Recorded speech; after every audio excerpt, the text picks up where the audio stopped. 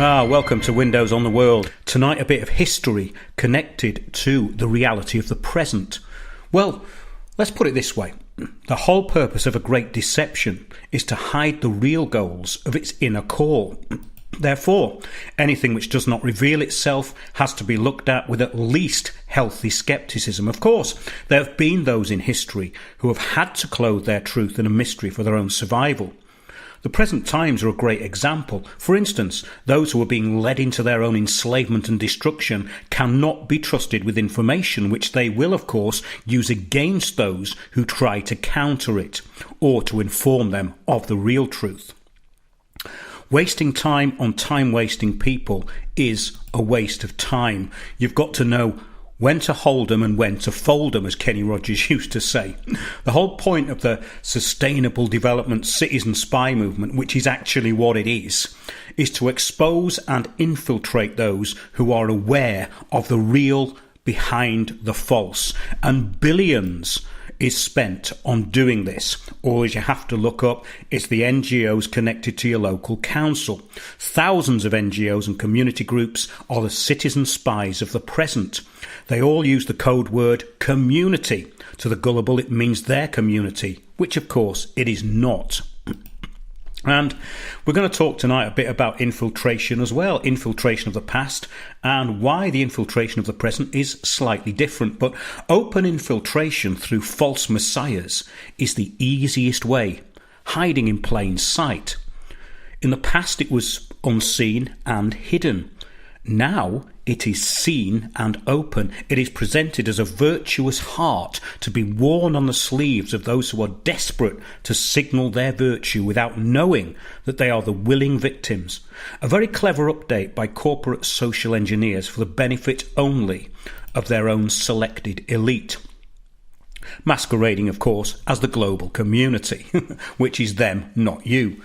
Interestingly, I recently saw a video of a group of what the present governance system calls the far right, chanting at the police during their stakeholder-sponsored pilgrimage to the Cenotaph on Whitehall in the UK on Saturday the 11th of November. Now, to celebrate the dead, the thousands of poor souls who surely must be fuming at the current technocratic slave masters who are now destroying their country far more successfully than Germany was pushed into doing by the forefathers of these current tyrants. However, I think this is above the heads of the easily led and triggered who act and react according to the bait that they're given. They were actually shouting to the police, "You let your country down."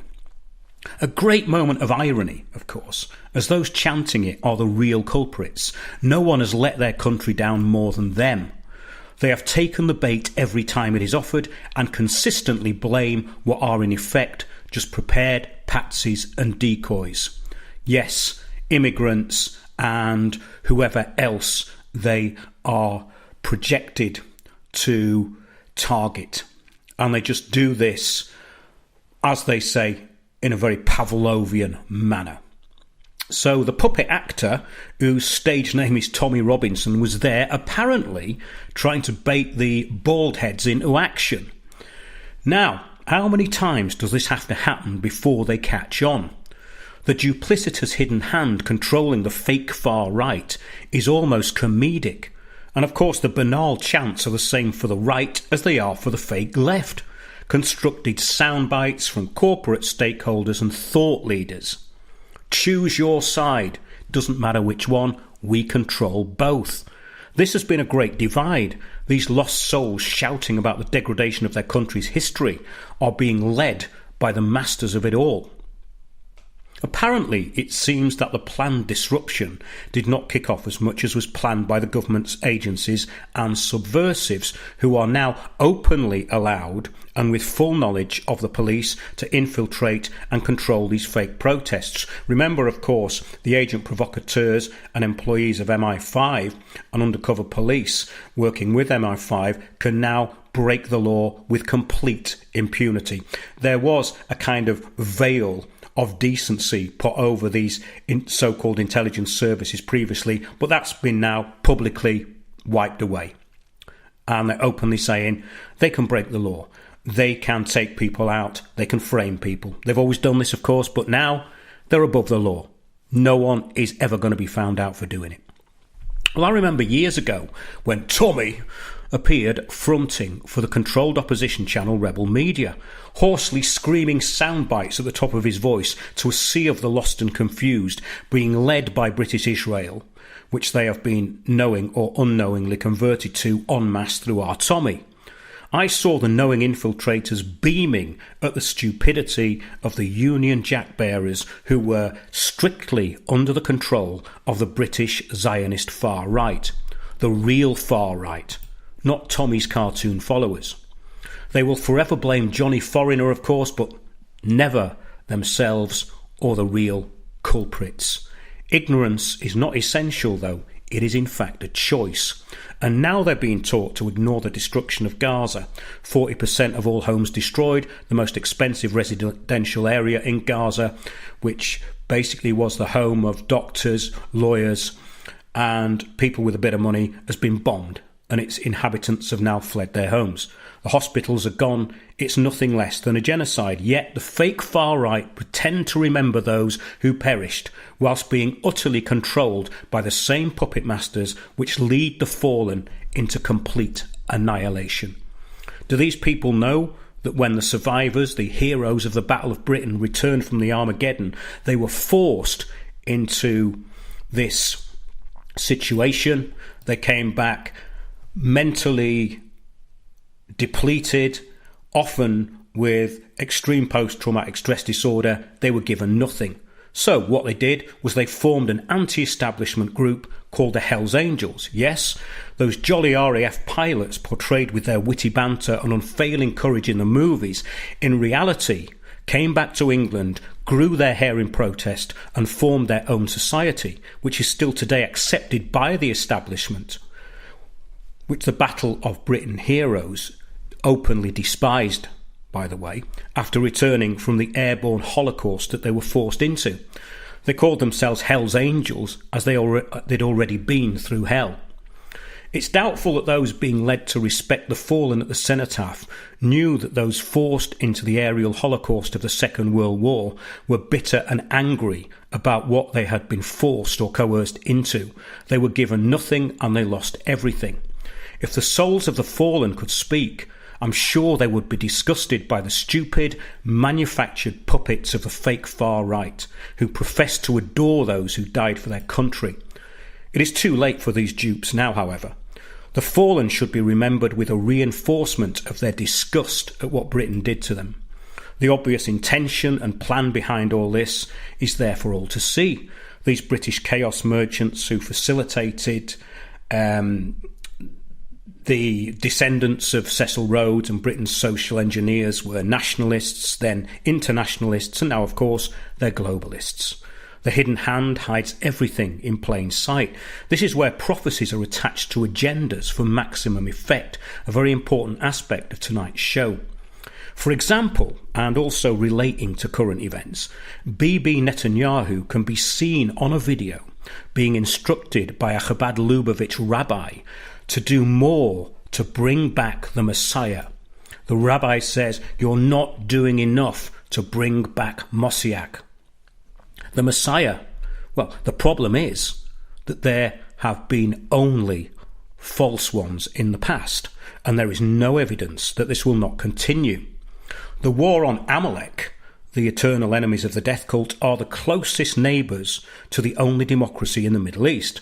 The Palestinians, often described as Amalek by the far-right offspring of the Irgun and Haganah, who are also described as settlers.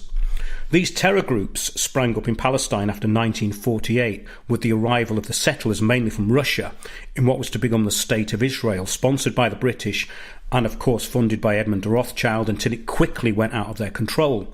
The terror groups were assisted by the supply of firearms from their Czechs. The Czechs actually supplied Israel with the firearms that they killed the Palestinians and British with. The land grabs and murders started straight away. An uncomfortable reality for the fake far right, but explained fully in Chaim Bermant's book Israel, published in 1967. He was actually a journalist who worked for the Jewish Chronicle. But the war on Amalek will go on forever unless it is stopped by those who are complicit, and recent history indeed shows that only false messiahs have so far been forthcoming. Redemption through chaos was the very core of what is known as Sabbatean Frankism. Although refuted as having any influence today, it clearly does if one looks at the inverted belief system of the Sabbatean Frankists. The followers of this cult have been the subject of a few shows. Check out an article on the homepage at Windows on the World called Clowns of Kabbalah, which links to the potted history of the Frankists. So I'm not going to go into that history tonight. It'd take too long. Just read up on it. It's a potted history within the article. And their so-called mystical Kabbalah was also part of Frankism.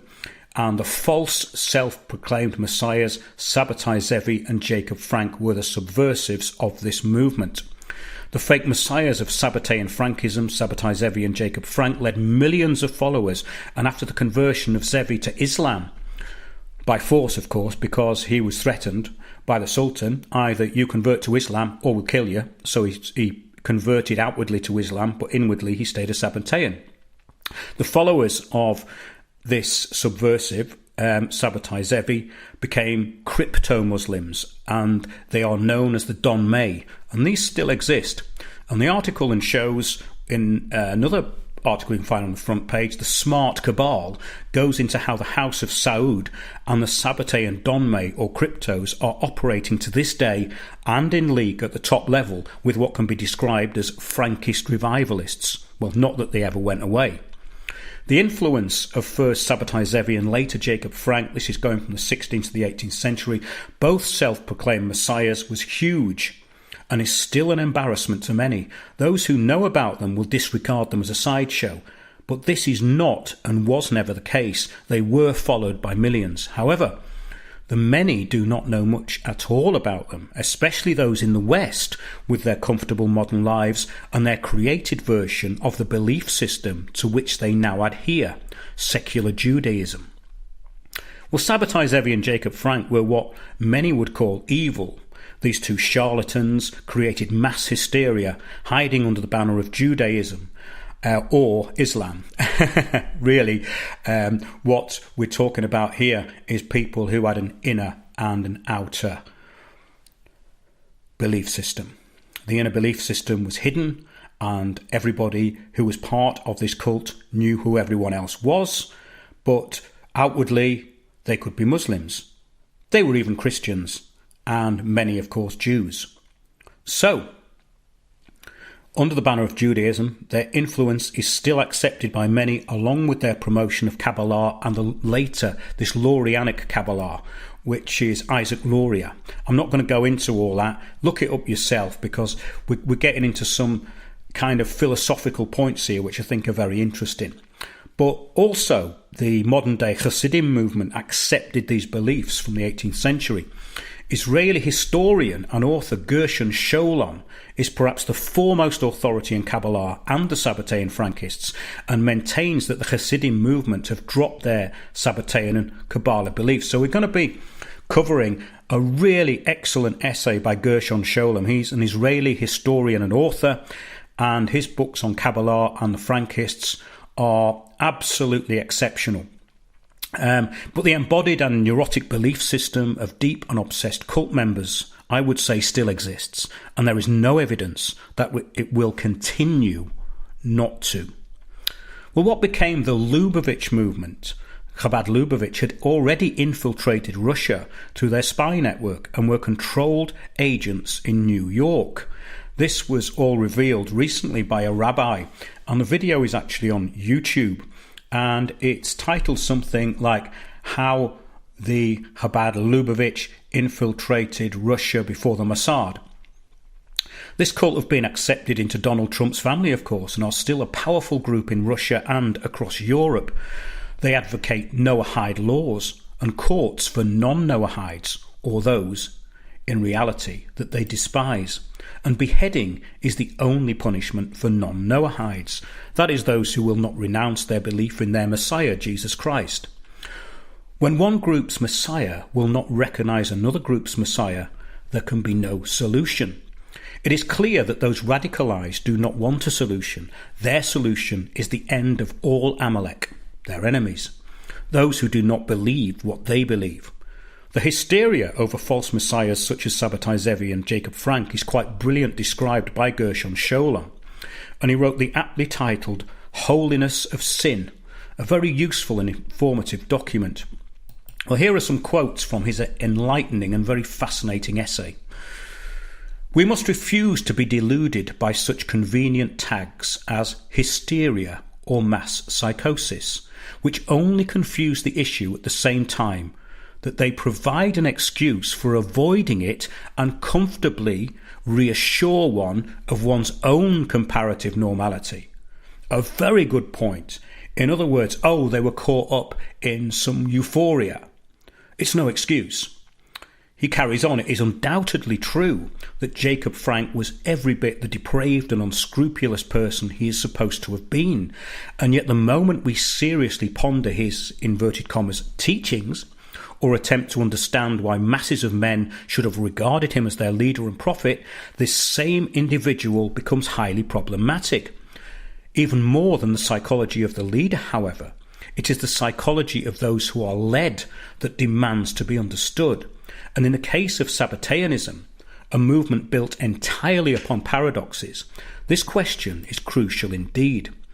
Whatever we may think of Sabbatai Zevi and Jacob Frank, the fact is their followers, while they were certainly not, in inverted commas, innocents, if there was one thing lacking in the paradoxical religion of the Sabbateans, it is innocence, he adds. They were sincere in their faith, and it is the nature of this faith which penetrated to the hidden depths and abysses of the human spirit that we wish to understand. Well, having read this, it brought to mind a recent analogy.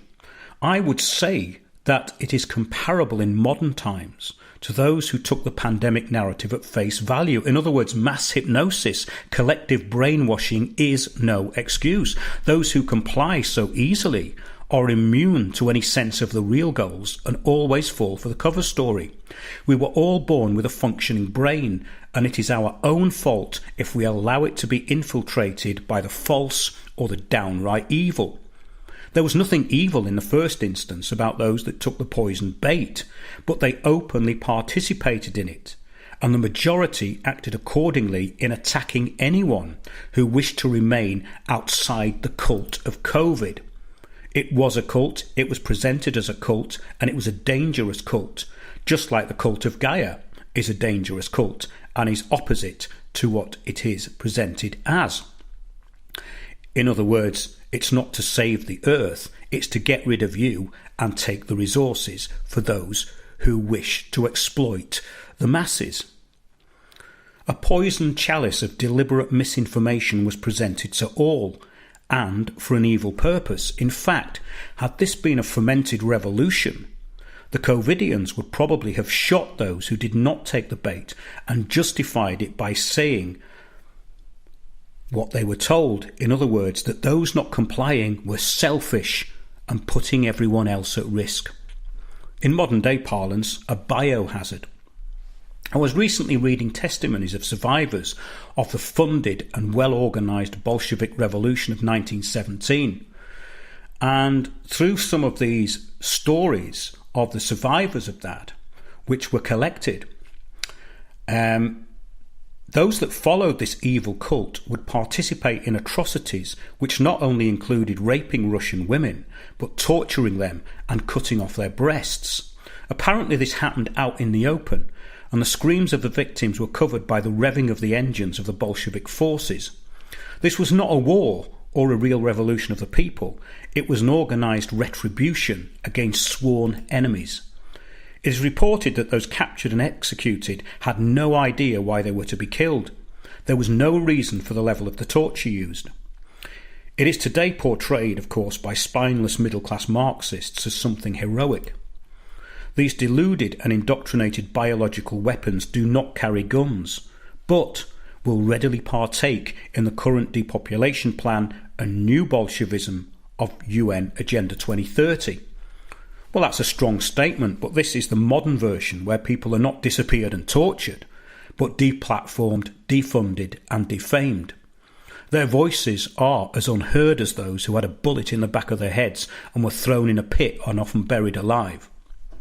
Many stories of the people who were shot still alive and thrown into pits, and their hands were actually coming up through the piles of bodies. It's all described in what everyone should read, because if people do not understand what the Bolsheviks and the so-called revolution of 1917 was about, then they have no idea what is behind what is going on at the moment. Let's get back to the Sabbatean Frankists, those that followed the nihilism of the Frankists in creating chaos so that their Messiah would come back to sort things out, are no different than the dupes who comply with the fake environmental cult and the recent Operation COVID. Well, let's look further at the hypocrisy of cult members of the recent past. This is a good point, and it'll divide many people, which is exactly why I'm doing it. Remember, there's a fork in the road. Those that have taken the path to which they have adhered to through the experiment and the whole system being imposed through the COVID agenda have already taken their path, and they will agree with one side of the argument. I'm going to give the other side. Do you remember the worshipping of the medal-covered Tom Moore, Captain Sir Tom Moore, they called him, celebrating his own captivity by walking round his garden? It just highlighted the extreme indoctrination of a lost nation. It was beyond irony and an insult to all those who perished alongside this spineless fraud. To have participated in a war which then led to this current tyranny, and then celebrate one's own captivity to a global tyrannical government, was nothing short of a disgrace, yet the nation worshipped this hypocrite. If I'd been through that part of history, I would be defying my captivity openly until the end. But only useful idiots and spineless frauds are promoted and supported. When and if I get to that age, I will defy any tyrant openly, like any other thinking individual should, as I think the listeners to this show would, and act accordingly as one with absolutely nothing to lose. Well, the collapse of the Tom Moore charity through deception and greed says everything one needs to know about the moral code of that family. The people who fell for this trickery are unified in their own stupidity, with those, of course, who attend the Tommy Robinson stage play. I'm going to have a quick break now, and I'll be back in a couple of minutes.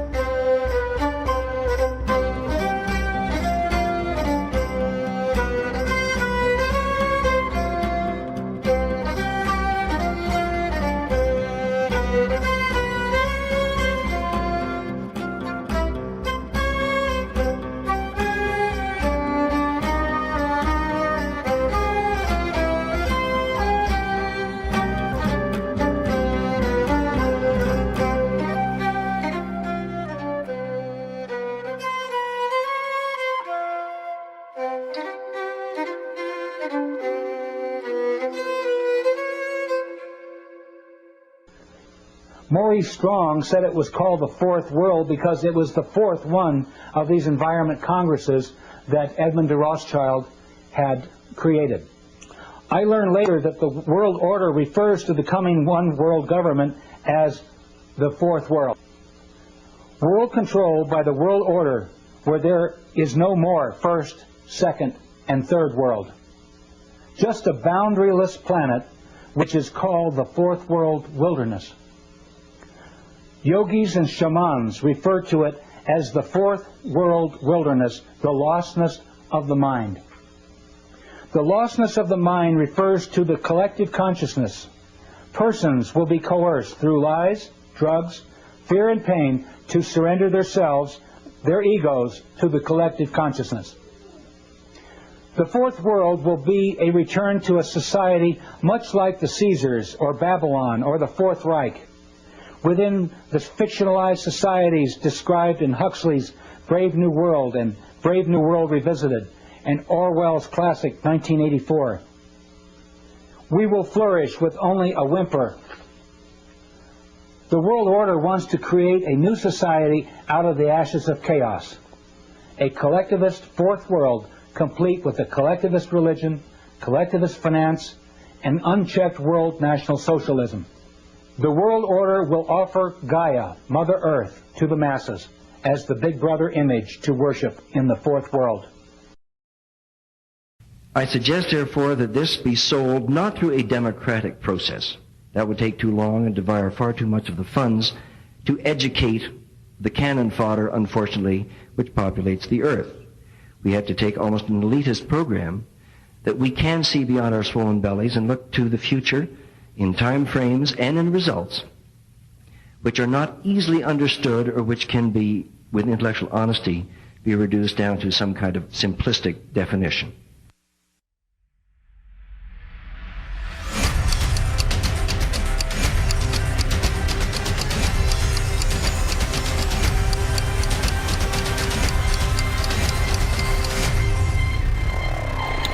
Welcome back. Those quotes there, those recordings, the first one was George Hunt, who was at the first World Wilderness Congress and the meetings that led up to Rio 92, the conference, of course, where Maurice Strong got up and said, is it not our duty to bring down the industrialized West? And of course, that's featured in our show, The Fourth World. Take a look at it, the whole video, which exposes where we are now. And it's actually still on YouTube. You can also find it on Odyssey. And that second audio was international banker David Lang actually explaining how they were going to get the cannon fodder to fall for what became sustainable development. Something simplistic, which means everything or nothing. So there we have the real and the stated goals. We have the cover story and the real story. So we're going to get back to talking about the false messiahs and how this actually impacts on the present. But first, I just want to say that I would like to thank people who do support the show, and please do support the show if you can. You can go to the homepage at Windows on the World, and we do have some subscribers. But the thing is that to produce the sort of content that I want to put out, I do need a bit of support. And I've never really asked for it before, but now is the time to help if you can. Maybe put in a £5 a month or something, because the quality of information that I'm putting out requires a lot of work. And we are not out there grifting or selling anything. Everything we do is open source to the listeners. So as a matter of trust and respect, and this is how I see the people who listen to the show, because I've met most of them who have got in touch with me over the past several months. People have been constantly sort of sending me stuff, and I've met a lot of those people. It's been great. And they are all very loyal to this information, and they're all doing stuff which is very interesting. So it's kind of I suppose, a real community in that respect, because the people that support the show actually really support the show. So if you can support us, please do. You can go to the homepage at Windows on the World, and you can also use Wise. There's a link to that there. And we want to get out of using platforms such as PayPal. So if you'd like to help the show out, email me at info@windowsontheworld, and I'll send you details of how to pay directly. It's much better. And I do thank everyone who supports the show, and I will continue to give out the best information I possibly can. And there's so much stuff I want to cover. I actually love doing this. For those who find it a little bit depressing, go and listen to some infotainment. So, yeah, thanks for those who support us, and thanks to anyone who will support us in the future. Well, let's look further into the Sabbatean cult and how it is being played out today, or those who believed they lived perpetually in the spiritual realm through their belief in the holiness of sin. They have led the gullible and weak into deception and continue to do so. Yes, we're talking about the holiness of apostasy, the holiness of sin. Well, as we said in the first part of the show, Gershon Scholem is perhaps the authority on the disparate branches of Judaism. His work on the Kabbalists and the apostate Frankists is philosophically fascinating and enlightening. And when apostates speak of the Torah, they mean the whole body of apostate Judaism. The term Judaism itself is open to whatever particular rabbis and scribes say it is on a particular day. And despite the Sabbatean Frankists being described as apostates and heretical to the Judaic belief system, they nevertheless led a huge proportion of those within the collective belief system known in general as Judaism. And of course, it's very difficult to generalize here because we're talking about lots of different factions.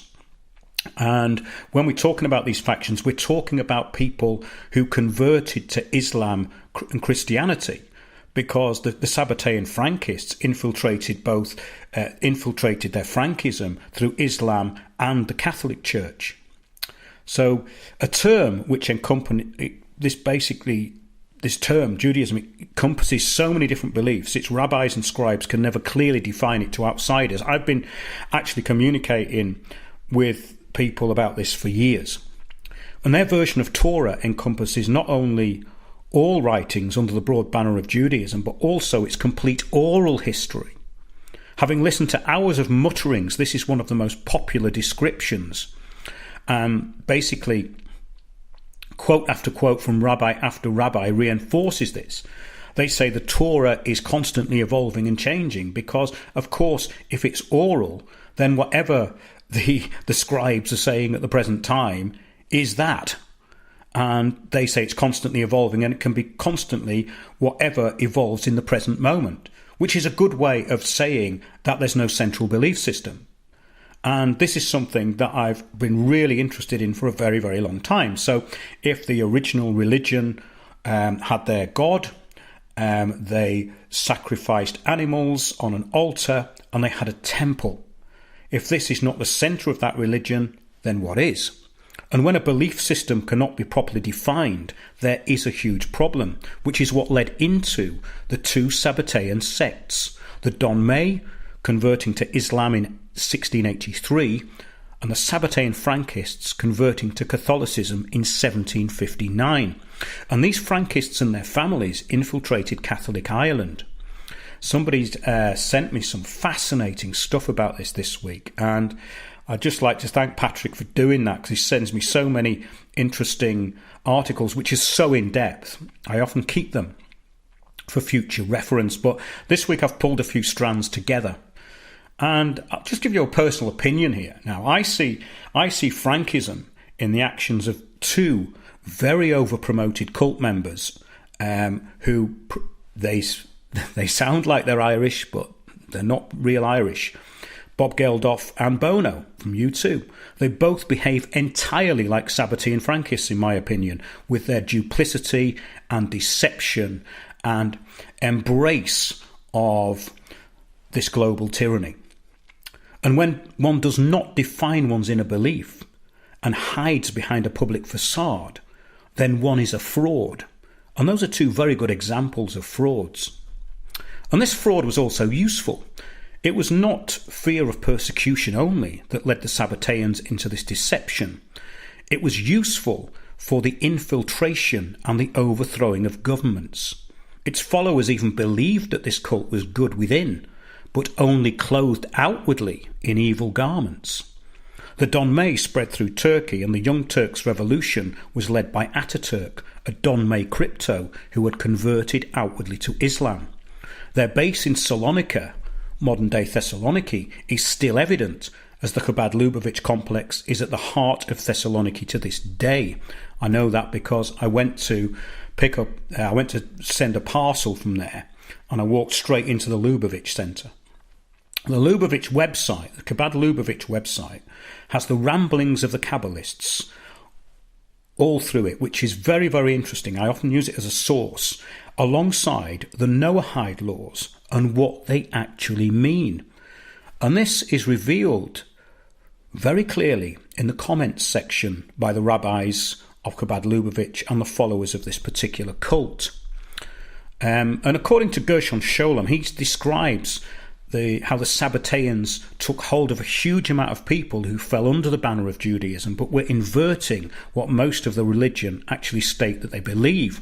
By all accounts, the Messianic revival of 1665 to 1666 spread to every sector of the Jewish people throughout the diaspora, according to Gershon Scholem. Among the believers and penitents, a new emotion, which was not restricted to the traditional expectation of a political deliverance of Israel alone, began to make itself felt. Well, that's fascinating that the false Messiah would lead people through belief and, more importantly, emotion. This is not to say that hope for a divine liberation from the bondage and degradation of exile was not an important element in the general contagion, which is what it was, a mind virus, of course, but rather that various psychological reactions which accompanied it soon took on an independent existence of their own.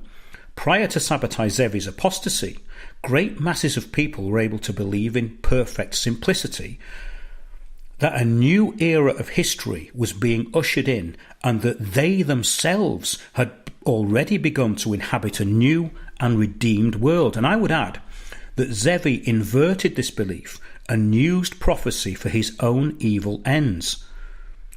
Let's carry on. Such a belief could not but have a profound effect on those who held it.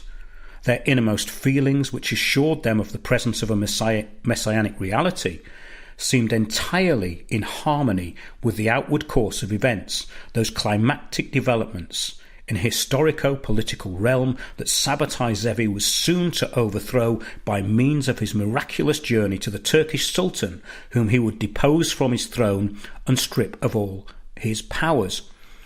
Well, I'll come in here and explain that. This happened, of course, through the Young Turks and the Donmei, who outwardly were Muslims but inwardly Sabbateans. And Ataturk, by all accounts, was a Donmei, a fake converso. He was not a Muslim. This is all fascinating stuff, and it's all stuff that's little known and little talked about. And it's just so important because it explains so much of what's going on. And it explains the actions of certain interested parties. So, heretical, in inverted commas, Sabbateanism was born at the moment of Sabbatai Zevi's totally unexpected conversion, when for the first time a contradiction appeared between the two levels of the drama of redemption, that of the subjective experience of the individual on the one hand, and that of the objective historical facts on the other. And I would say this is exactly what is happening in the Middle East today. The false Messiah can now be the media, and those who believe it are the followers. The conflict was no less intense than unforeseen. One had to choose. Either one heard the voice of God in the decree of history, or else one heard it in the newly revealed reality within. So in other words, this inward conversion was the same as the belief. It was the same in volume as the belief in history and prophecy. Heretical Sabbateanism was the result of the refusal of large sections of the Jewish people to submit to the sentence of history by admitting that their own personal experience had been false and untrustworthy. Which brings me back to what I was saying at the beginning of the show about the followers of Fake Tommy, the actor. Because this is exactly the same thing. They have a false version of their own history, which they have accepted, and they project outwardly this ridiculous version of that fake history. Exactly what's happening today was happening in the times of these false messiahs. Lurianic Kabbalah, that's Isaac Luria, who was one of the leading Kabbalists in later Kabbalism, had openly educated its followers to prepare themselves more for an inner than an outer renewal, but insomuch as it was commonly assumed that the one could not take place without the other, the procedure seemed in no way questionable. On the contrary, the spread of Lurianic teachings, so it was thought, was in itself bound to hasten the coming of the historical Redeemer, the new Messiah. The appearance of Sabbatai Zevi and the growth of popular faith in his mission caused this inner sense of freedom, of a world made pure again, in inverted commas, to become an immediate reality for thousands, actually millions. This did not, of course, mean that Sabbatai Zevi himself was no longer expected to fulfill the various messianic tasks assigned him by Jewish tradition. But in the meantime, an irreversible change had taken place in the souls of the faithful. In other words, they'd been corrupted. And Sholem adds, who would deny that the Shekinah, the earthly presence of God, had risen from the dust? And on the attraction of this cult and its obvious dangers, Sholem states, one so favoured was in certain respects no longer considered to be subject to the laws of everyday reality, having realised within himself the hidden world of divine light. Well, this of course is the false light of the false Messiah.